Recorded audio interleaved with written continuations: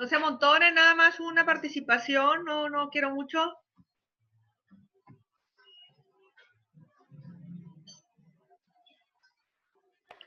Pues a lo que yo he investigado y a lo de mi trabajo y eso, pues primero al paciente se le hace lo de la espirometría y comúnmente se le hace a los pacientes pues de enfermedad crónica obstructiva pulmonar. Y yo tengo una duda sobre eso, profe. A ver. ¿Cuándo se va a empezar a utilizar una ventilación mecánica? Se utiliza la ventilación mecánica cuando el paciente ya tiene, hablando de su función respiratoria inestable, que el paciente está cursando con periodos de apnea, es cuando utilizamos nosotros ya el ventilador. Por ejemplo, un paciente que es incapaz de estar ventilando por sí solo con una oxigenación menor de en este caso 84, esos pacientes en ocasiones, porque a pesar de las puntillas nasales no mejoran, se opone el paciente se tiene que entubar para la ventilación mecánica. Pero para eso ya uno tiene que conocer la elasticidad de sus pulmones, su edad, cómo son sus, en qué estado se encuentran sus pulmones. Sí, normalmente a esos pacientes se hace una tomografía, a esos pacientes se les hace radiografía, se les está vigilando con el oxímetro de pulso y una gasometría arterial para ver cómo están oxigenando y si es insuficiente, pues se ocupa la ventilación mecánica. Ah, ok. Disculpe mi pregunta, maestra, pero ¿de qué tema estábamos hablando? Es que entré tarde por falla de internet. Estamos con el módulo ahorita del video que les pasé, donde hablamos de enfermedades restrictivas y obstructivas. Okay. Entonces, sí. En ese video de enfermedades obstructivas y restrictivas, tu compañera mencionaba ahorita, gracias Jania, mencionaba en referencia de cómo el paciente, cuándo tenemos que intervenir con él para ayudarle con la ventilación mecánica. Por ejemplo, el paciente ahorita con lo que tenemos con COVID, pues muchos de ellos pasan a intubación, a esa ventilación mecánica porque oxigenan menor de 84. Entonces, eso ya me está marcando a mí que para las funciones vitales no es suficiente. Ok. Ok. Nada más vamos a hacer una cosa ahorita. Voy a compartir un Excel con ustedes para hacer un ejercicio breve con referencia a si estuviéramos en clase presencial, así lo hiciera yo con ustedes. Normalmente cuando estamos en clase presencial, yo utilizo el pizarrón. Vamos a utilizar ese Excel porque vamos a hacer un cuadro diferencial hablando específicamente de la fisiopatología de las enfermedades obstructivas. ¿Cuáles son obstructivas? De las que vienen en el video, ¿cuáles son obstructivas? La enfermedad, pues el EPOC. El EPOC, ¿ok? ¿Y cuál otra? El asma. Y asma. Esas dos son obstructivas. ¿Y cuáles son restrictivas?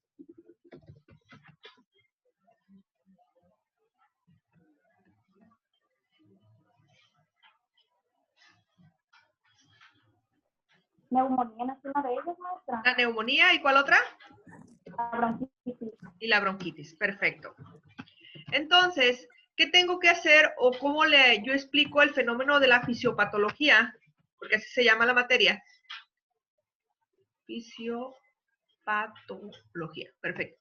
Así se llama la materia. ¿Cómo le explico a mi paciente que lo que tiene él, hablando de la restricción pulmonar, la única forma de ayudarlo es, en este caso, poniéndole pulmones nuevos, hablando del EPOC, o también lo que podemos hacer con los pacientes es mejorar un poquito sus condiciones. La actividad física pulmonar, una rehabilitación pulmonar va a ayudar para que ellos ventilen de forma efectiva, pero no van a sanar. El daño que tiene el endotelio del pulmón, hablando de la fibrosis con el EPOC, el paciente va a ser insuficiente para tener, va a llegar un momento en que va a tener disnea permanente. Primero tiene disnea de grandes esfuerzos, pero poco a poco va teniendo disnea de pequeños esfuerzos. ¿Qué significa? El hecho de yo levantarme de la cama y sentarme, eso me ocasiona dificultad para respirar. Esa es la disnea de pequeños esfuerzos. La de grandes esfuerzos, yo me agarro a correr el maratón y yo lo hacía el de 40 kilómetros y ahora con el de 20 me canso. Esa es una de grandes esfuerzos. Entonces, la fisiopatología del EPOC radica en esos cambios que tenemos nosotros de fibrosis, que el paciente no se las podemos quitar, ¿sí? Para mejorar su capacidad de funcional. Por eso les decía, el enfoque que yo quiero que ustedes se abran un poquito es las intervenciones que tenemos que hacer con mi paciente para que mejoren sus síntomas y su calidad de vida. ¿Ok? Entonces, la fisiopatología del EPOC es una restricción que está teniendo por fibrosis. Esa rigidez impide que se abra el endotelio pulmonar y, por lo tanto, el paciente pueda ventilar de forma efectiva. El intercambio gaseoso no se va a dar porque yo tengo aire que está dentro del pulmón y mi capacidad restrictiva pulmonar, mi capacidad ventilatoria de reserva está saturada. O sea, yo tengo aire, no puedo meterle más aire. Muy diferente cuando el paciente, estamos hablando de asma. ¿Cuál es el fenómeno que se presenta con el asma? Que es diferente del paciente con EPOC, aunque tengan un problema obstructivo. ¿Que no puede respirar? ¿Pero por qué? Porque el calibre de las vías aéreas disminuye. ¿Por qué? Porque el bronquio está cerrado, ¿no? Así es, tengo edema, tengo inflamación, tengo lo que es moco y todo eso impide que el aire fluya adentro del pulmón. Entonces voy a poner aquí una ventanita de una vez para aprovechar. ¿Cuál es el cuadro clínico? ¿Cuáles son los signos y síntomas de mi paciente con EPOC? El paciente con EPOC tiene tos, pero ¿qué característica tiene la tos del paciente con EPOC? Es una tos seca y si el paciente expectora, ¿sí? La expectoración es de un color así rosita asalmonado.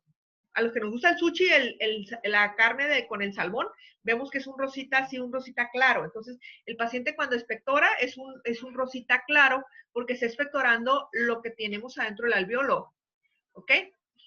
Expectoración rosada. ¿Alguien sabe lo que es un esputo? Sí, es la excreción. Es cuando toses, ¿no? Ajá. Si no está en el Es glosario, por los alvéolos. agréguenla a la definición del glosario, por favor. Es el esputo. Ok. ¿Cómo es la tos del paciente? Sí, está en el rosario. También es el esputo es expectorante, ¿no? Sí, la expectoración. ¿Cómo es la tos del paciente con asma? Es una tos apretada. Es una tos sibilante. El paciente cuando tose se escucha así como si fuera una bomba desinflando de... Y el paciente con EPOC, la tos es así, una tos así prácticamente dura o seca. Entonces, las sibilancias se van a presentar en el paciente cuando tenga asma por esa inflamación y por ese moco que tiene, que hace que se produzca ese sonido cuando el aire está saliendo del pulmón. ¿Ok? ¿Qué intervenciones le puedo hacer con un paciente que tiene entonces EPOC?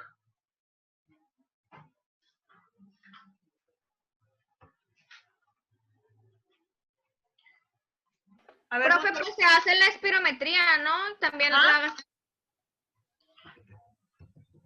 en ambas voy a hacer espirometría, pero pensando yo en las intervenciones de enfermería, ¿qué cosas le digo al paciente para que mejore en su domicilio esas condiciones de que no puede respirar?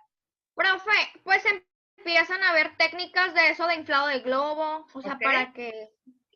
¿Y eso cómo se le llama? No es como rehabilitación pulmonar. Así es. Yo ya soy licenciada en enfermería, entonces voy a hablar de una rehabilitación pulmonar. Esta rehabilitación pulmonar, como dijo su compañera, puede ser con globos, puede ser con un flujómetro. ¿Ok? Entonces, yo tengo que hablarle a mi paciente de esto. ¿Sale? ¿Y cómo se hace? Todos los días con mi paciente. Ok. Bueno, con el paciente con asma también le voy a hacer una espirometría, pero ¿en qué consiste en ello la rehabilitación pulmonar del paciente con asma? ¿Cómo le puedo ayudar? ¿Qué intervención es la más importante del paciente con asma?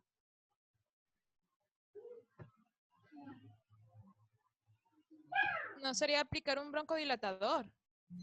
No. La causa principal del EPOC es el que el paciente fuma o estuvo trabajando en un lugar donde vea polvos. ¿Ok?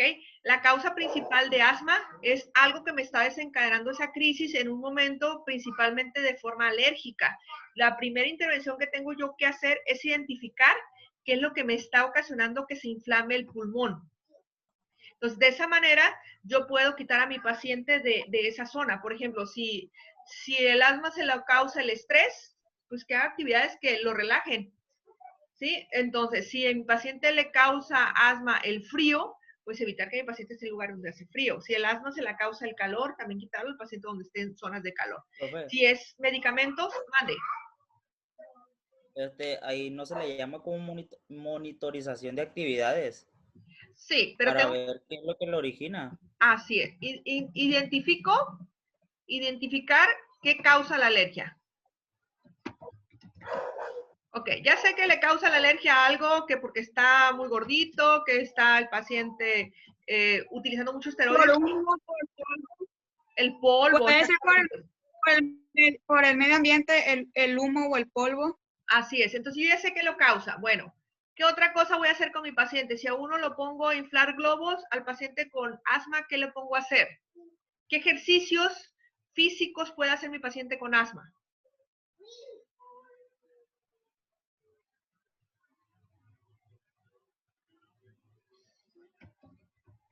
Sí existen algunas actividades para ponerlos a respirar con, pero no me recuerdo el nombre.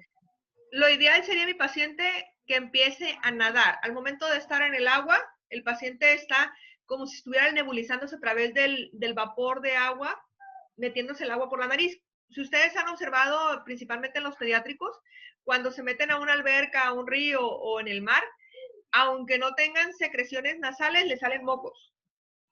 El paciente con asma también va a empezar a lavarse sus vías respiratorias, principalmente lo que son los cornetes, o los expectora o le salen por la nariz. Pero vamos a buscar que saque las secreciones. Poco a poco va en tolerancia que haga actividad física, ya sea nadar, ya sea correr, ciclismo, lo que sea, pero tiene que hacer actividad física mi paciente, porque uno de los efectos secundarios, principalmente de los corticosteroides, es la obesidad. Y un paciente obeso tiene mayor predisposición a tener crisis de asma. ¿Sale? Bueno, vamos a ver. Ahí también entraría la fatiga, ¿no? Sí, es a tolerancia del paciente. Tanto la rehabilitación pulmonar como la actividad física es a razón del paciente. Si se cansa caminando una cuadra, pues que camine una cuadra, pero un poquito más lento. Pero que lo haga, que poco a poco se vaya midiendo para que vaya aumentando su capacidad pulmonar. Ok, cuando hablamos de neumonía y bronquitis, ahí principalmente lo que vamos a tener son cuadros inflamatorios, pero aquí la característica de esa inflamación es que es causada, en el caso de la neumonía, principalmente por bacterias. ¿Ok? Aguántame tantito. Mía.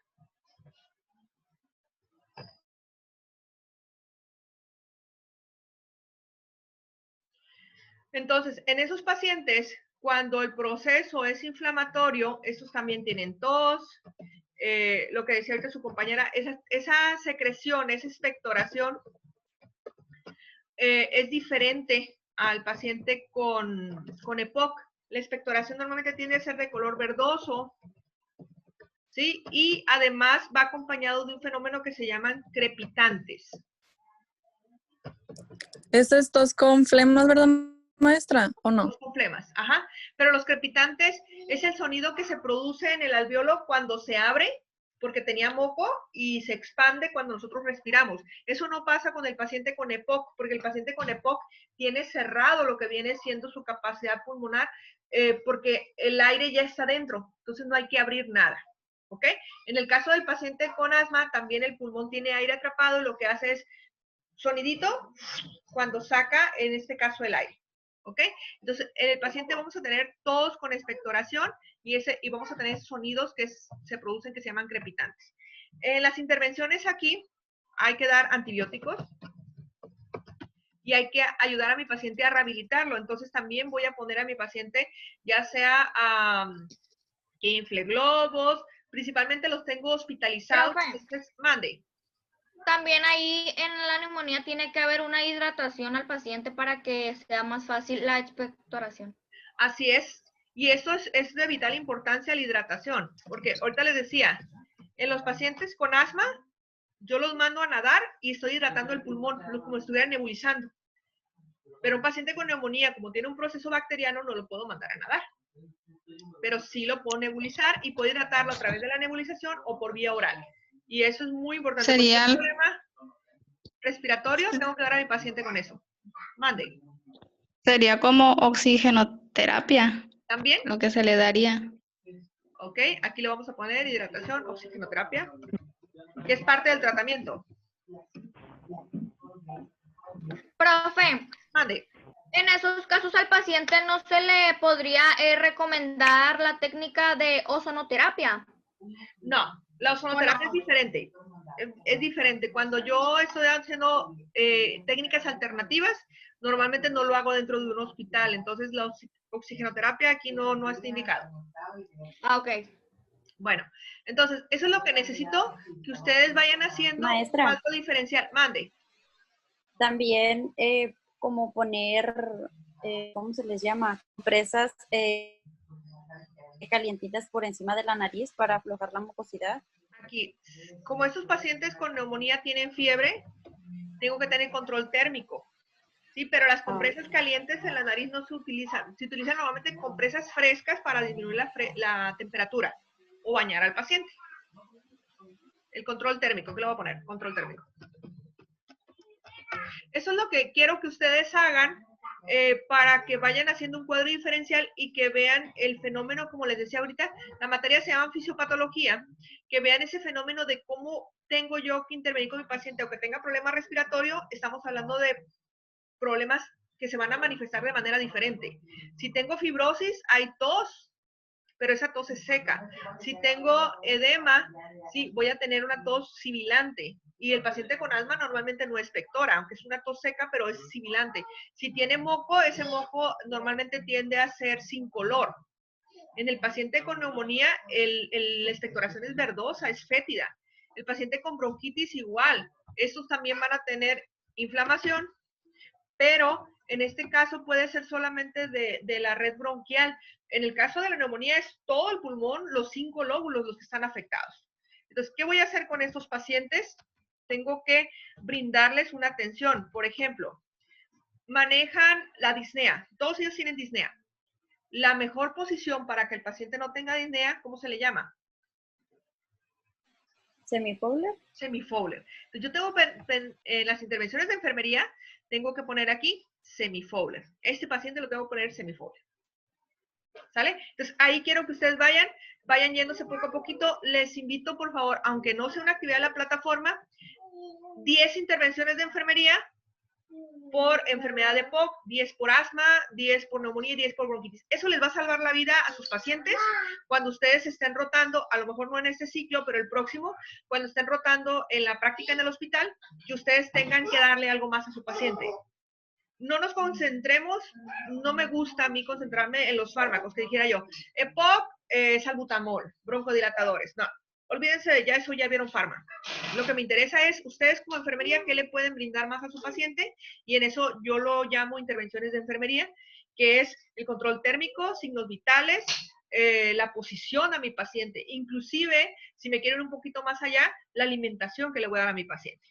¿Sale? ¿No tengan alguna duda, jóvenes? Si se dan cuenta, esto no viene en el video. Esto no viene en el video, sin embargo, es parte de esa explicación que ustedes van a ir diseñando un poquito, ¿sí? Para tener la oportunidad, pues, de ir haciendo este cuadro diferencial. Entonces, yo los invito, hagan así este cuadro, le pueden agregar aquí la definición, le pueden agregar aquí lo que es etiología. ¿Saben lo que es etiología? Sí.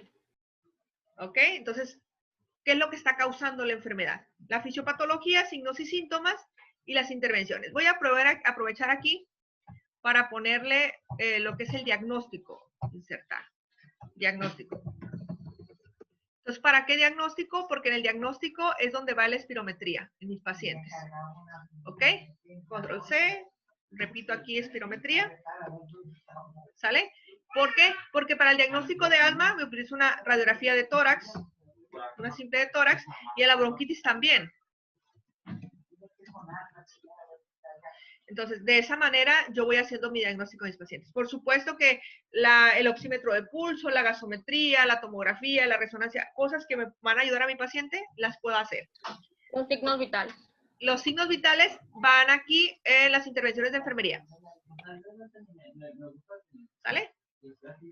Entonces, para que ustedes lo vayan haciendo y esperemos que tengamos clases presenciales en febrero, aunque sea una, pues esto voy a dar como un tour así de todo esto y sí me gustaría que ustedes lo hagan. Aprovechen, háganlo a libreta o háganlo en Excel como quieran y si alguien lo quiere hacer y lo quiere compartir, pues estamos en la apertura para ir generando conocimientos. Acuérdense que nosotros como maestros estamos trabajando la plataforma y la estamos enriqueciendo y todo eso, pero cada uno de ustedes hace la diferencia en el enfermero que se quiere formar. Yo puedo ser un mal maestro, pero si ustedes son buenos estudiantes van a aprovechar y todo lo que sea necesario, que a ustedes les guste de su carrera, van a poder buscar la forma de adquirir mayor conocimiento. ¿Sale? De mi parte sería todo. No sé si quieren agregar algo. Jefa, por ahí te vi ahorita. Sí, lo que pasa es que desactivé mi cámara para poner más atención en lo que Sí, no te preocupes, mi amor. No te preocupes. De hecho, si todos quieren silenciar su cámara, no pasa nada. Lo que sí les agradezco su atención y si quieren comentar algo, pues aprovechen ahorita. Es su hora, pues. Maestra, por ejemplo, en las intervenciones de enfermería, usted dijo que ya no se quería concentrar en nada de farma, pero por ejemplo, yo soy asmática. Ajá. Y pues mi mamá y mi hermano también. Entonces yo sí consideraría que, por ejemplo, sí podría incluir ahí un poquito también de lo que es los fármacos para cada una de ellas, sí estaría bien, o sea, si fuera viable. Sí, no hay ningún problema, pero aparte de eso me ponen las otras 10. No, sí está bien. Ok, no hay ningún problema. Si tú me puedes, lo que quiero es venderles la idea a ustedes que no solamente es tratamiento farmacológico. Así como decía tu compañera ahorita, ozonoterapia, yo digo que no. Pero ustedes si encuentran algún artículo o algo que digan ustedes, la oxigenoterapia me ayuda a mis pacientes con EPOC, o le ayuda a mis pacientes con bronquitis, o tengo alguna cosa que me diga que sí se puede, la pueden poner ahí y me ponen la justificación. Ok, muy bien, maestra. ¿Sale? ¿Alguien más, jóvenes? Bueno, entonces, de mi parte sería todo. Miren, no tiene caso tenernos 50 minutos aquí viéndoles las caras, hablando de cosas que no son importantes. Yo prefiero media hora, pero que les sirva. Y si tienen cosas o dudas o preguntas, me avisan y estoy para ustedes, ¿sale?